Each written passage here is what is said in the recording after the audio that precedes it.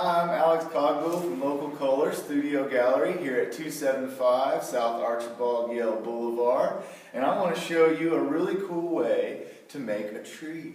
So whenever I paint, I try to stay really loose. So we got to do what we can to stay loose. That's the first thing. We got to shake it out, stay nice and relaxed when we paint. We want to be comfortable when we paint. The first thing when we paint a tree is that we don't want to have to make a thick line. We want to be able to make a thin line. And one misconception is that people think they need a tiny brush to make a tiny line. But I can actually use a big brush sometimes to make a small line. So today I'm going to use acrylic paint, which is water-based. So I've got a little bit of water in my cup here, and I'm going to mix that into my paint. I'm going to start out with a dark line just to show you how to make a thin line. I mix my water really well into the edge of my paint. And I want to flatten this brush out. Even though it's a big brush, it can be flat. So I'm going to lay the brush down to the plate. I'm not up here, I'm over here. And I run the brush out once or twice to make sure that it stays flat. You can see my brush is really crisp.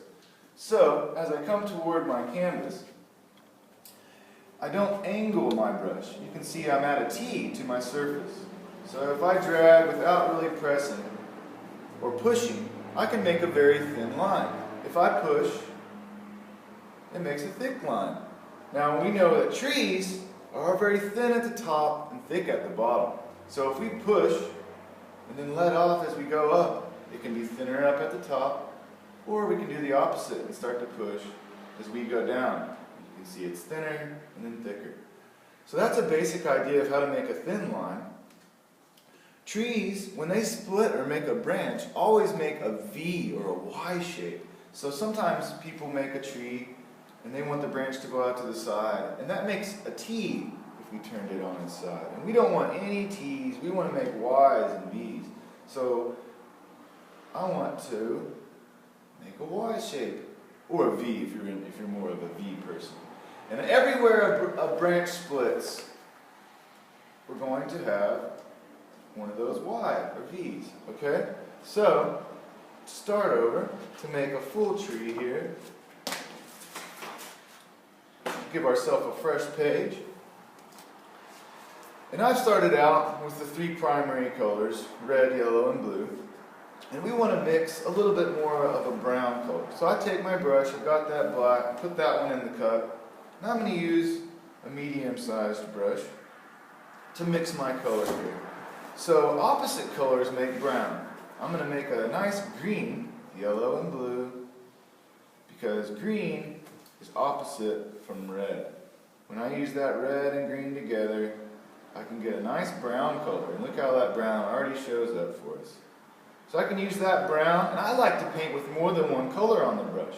It's okay to have some of that brown, some of that black. We can even use some of the colors that we already mixed in to have more than one color in our brush. That way, when I start my tree, when I push and I let off as I go up, we've got these browns and blacks and lights all coming out at the same time. And I'm making it thicker toward the bottom. At the bottom of my trunk, I want to be a little bit loose, making sure that it shows where the roots are going down into the ground. And I don't go over and over things. When I do that, it'll all become the same color. So I want there to be a dark side. I'm just going to let it go all the way up the page. And then if I want there to be a lighter side, I can add more of my light color, my light brown or yellow, and I can add some highlight. Those come together, it makes a nice highlight, a dark side and a light side. Now for all my branches, I still mix that water in every once in a while and flatten my brush out, laying that handle over. That way when I start to go up, and I don't overthink about where these are going to go, I just start to allow my branches to come in. I always want it to be thicker toward the bottom. So if I get a thick place in the middle, I want to thicken it up all the way down my trunk, because I don't want it to ever be thicker above a place than it is below. So we can thicken up our whole trunk when we need to. thicken up the base of our branches. Branches can go off the canvas, they don't all have to be tucked right in, and they can cross. There's no force field around my branches. I can have branches cross each other. When I go to the side, I still make a V. Still make a V shape. I don't go directly out. Still make a V shape. I'm going to let some of these cross each other because I really like to allow my wispy tree to come to life. Now, when you start to think about an area maybe I don't like, maybe I got thicker or thinner, well, we're going to add leaves to our tree later, or flowers, or whatever you want to your tree. And that can be a good time to cover up anything we don't like. So I'm starting to see my tree come to life. I can use a little bit more dark. Push out shadows. And you notice I kind of just go quick with my brush, and that's really the best way. When we start to hesitate or do choppy line, that's what it's going to look like, a choppy line. If we just go from our shoulder, just drawing all at once, we'll get this nice smooth line coming out for our tree. Now our tree itself can be sitting on the ground. We don't want to put it right on the ground. We want to let it come down into the ground. We can give ourselves a nice line there, our horizon line. And I did that the same way as my other thin lines, turning the brush the skinny ways and not pushing too hard. Now if we had a blue sky or grass, we would have done that first, then put our tree over the front of this. Now I do want to finish with some lovely leaves and blossoms, and it's springtime, so we're going to use we'll think about this as a nice red bud tree. And I like to use an old brush for this. So I'm picking out what I have, a few old brushes that are very bristly. They don't stay together very well anymore, but I can't throw anything away, so I find uses for them. And this is a great way to make blossoms. Now I want to have a few greens, so I'm going to use my yellow, which is a very small amount of blue. I'm going to get a few leaves that have already sprouted out, letting that brush stay apart, so it's all bristly, it's not all just together. And I want to use those bristles to make leaves. Now when we make leaves, they don't all have to be touching the tree. It's another thing that people do. But when we scoot back, all these little places that we put a leaf ends up looking like part of our tree. So we can see that even these leaves up here appear like they're connected as we scoot back. And I'm going to once again let my leaves go all the way up my canvas, letting it go off the page this time. And I'm going to put lots of those little dabs. I don't overthink them.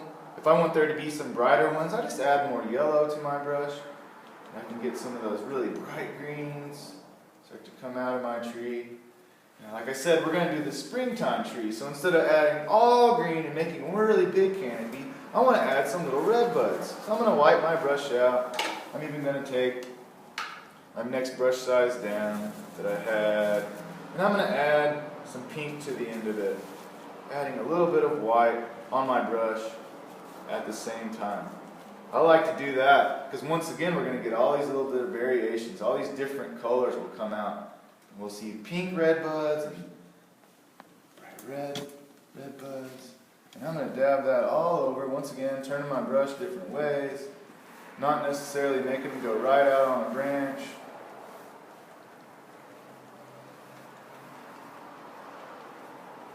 Letting some of those red buds come to life on my tree. And something that happens a lot is that we'll end up covering part of a branch or something that we did like. And we can allow that branch to come back out even after we paint on our tree, just by using our thin technique, getting a brush that's a little bit thinner, and we can drag part of that branch back in. So just putting a little bit of my branch from above allows part of those tree branches to stick back out. Now if you wanted to add more and more, you could still use your greens, and you can add as much as you want to this. There's no wrong or right. The amount of buds that you can add on your tree.